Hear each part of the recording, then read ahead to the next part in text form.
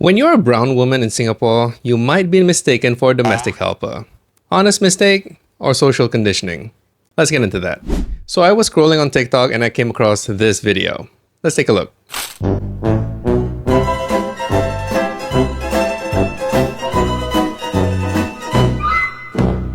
I can confidently say that this is a shared experience amongst brown women in Singapore, as is the case of Hui Yi. You might remember her for being a bodyguard for presidents. Well, she has since left that role to take over her parents' hawker stall. And so I've come across this video that she shared saying that a customer is telling her mom that hawkers cannot hire domestic helpers.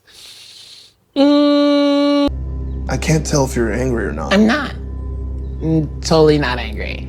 And let me tell you, the way I immediately open up the comments to see other women share their experiences. One that says, there was once I went to NTUC with my mom, the NTUC auntie giving out samples asked my mom, can she try? Not all can eat one.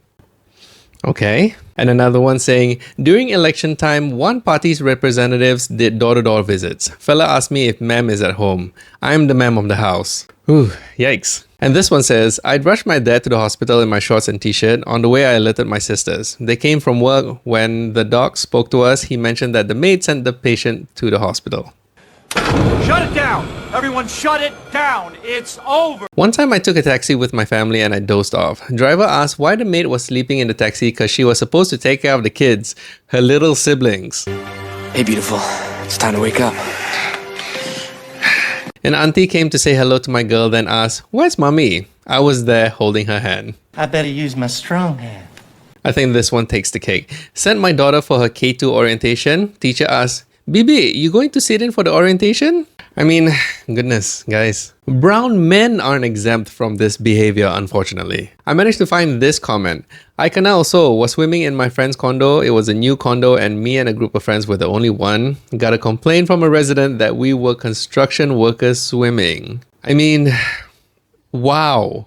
Scenarios like this begs the question, is it really so bad to be mistaken for a domestic helper or foreign worker? The answer is that it shouldn't. But what makes it feel insulting are the stereotypes of foreign workers and domestic helpers in Singapore. And it's mainly due to appearance, clothing, and mannerisms. In most cases like the comments, it's really just the appearance. But don't get me wrong, your feelings are valid if you feel insulted by being mistaken for a domestic helper. It's the constant judgment of appearance that we're just so tired with. God forbid that we dress for ourselves and not to impress others. Wearing home clothes? Made. Definitely made. Watch your mouth, young man. Wani experienced this in our home a few years ago. I had a delivery, a media drop, and Wani went to receive the package because I was out. And the delivery guy said to her, this one for your sir.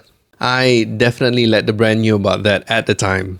On a related note, a lot of you know that I'm mixed Malay and Filipino. And if I can be completely honest, I hate the word Pinoy because of Singaporeans and the way the word is used. So the word Pinoy is used as a noun or adjective to describe something that relates to the Philippines, but it's mostly to describe Filipinos. And I've had enough of people complaining about Filipino domestic helpers and saying it in that tone. You understand perfectly well what I mean. Most of the time, I hear the word Pinoy being used to complain about domestic helpers. You see these bloody Pinoys, huh?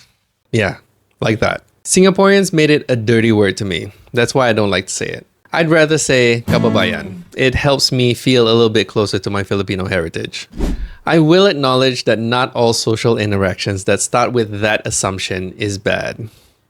I guess. But because of this stigma of appearance, I feel like it's something that's going to stick around in a society like Singapore for a very long time. If you think about it, it's like going to a luxury retail store and the staff treats you differently because of your appearance. And we all know that sometimes the people who dress poorly are the big spenders. I've seen the disparity with my own eyes. And it'll always give me the ick because it reminds me and others about this social hierarchy that some of us don't subscribe to. You can't sit with us!